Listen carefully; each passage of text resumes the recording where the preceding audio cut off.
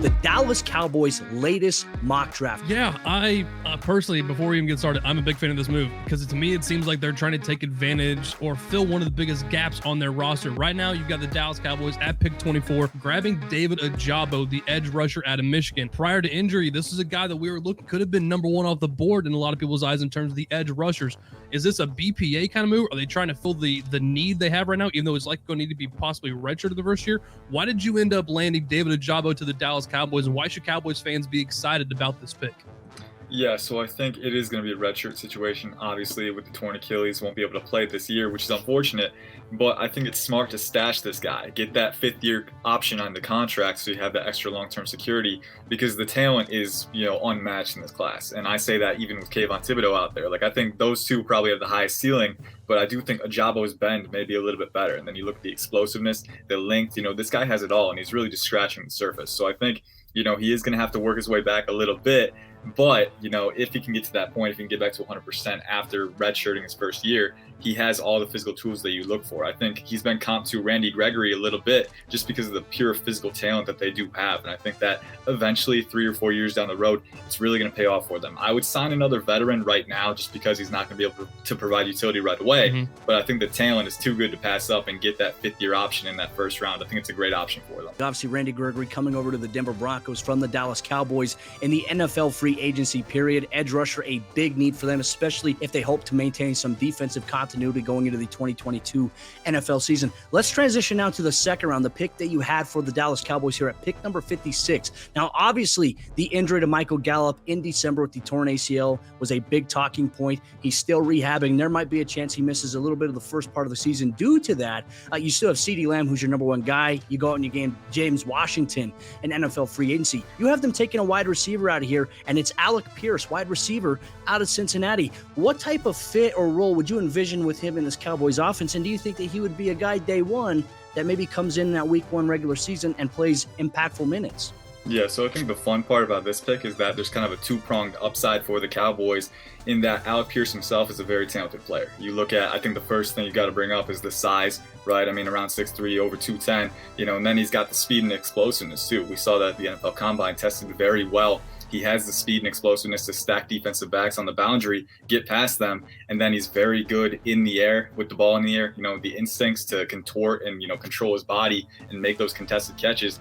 Very good at that. So I think having him lock down that boundary. We know CeeDee Lamb, they like to move him into the slot sometimes, let him eat down there. I think it gives you that flexibility to move your guys around. And at the same time, Alec Pierce, if you want to move him into the slot as that big slot guy, he has the athletic traits to thrive there as well. So I think it gives you some flexibility for sure, which is always valuable. But at the same time, if you want a guy who can stretch the field downfield, kind of pressure those smaller defensive backs and create that size mismatch, Alec Pierce is a very good option for that. This wide receiver class in general, man, is so fun. And I got to believe Tommy's been digging into these guys too, but there's so many different options in round two if you're the Dallas Cowboys. No, I'm all with you. I think the wide receiver class, we talk about the edge rusher part of this class, but the wide receiver is honestly just as deep.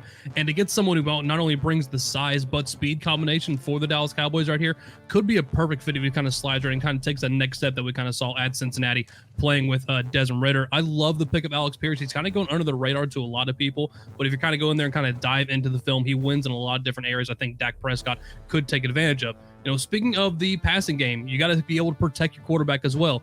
Coming back in here at round 3 at pick 88, you've got Ed Ingram right here, the guard coming out of LSU, trying to bolster up that offensive interior where they kind of have the tackles pretty much kind of secure for the most part at this point. We're really trying to bolster up that middle of the offense, not only helping out Dak Prescott, but also helping out the running game too, whether it's Ezekiel Elliott or Tony Pollard. Why do you think Ingram is such a good fit here for the Dallas Cowboys schematically? Yeah, I think for him, obviously losing Connor Williams, you've got to get someone else in there because they got Connor McGovern right now, who's kind of just a stopgap at best. You kind of need to upgrade there. I think that Ed Ingram, in that sense, is that, one thing that I really like from my interior offensive lineman, and this is just me, personal preference, but, if you're a little shorter, like 6'3", around between 6'3" and 6'4" is the sweet spot, but then also, so you have that natural leverage from being shorter, but you have longer arms too, so you can reach the contact point sooner.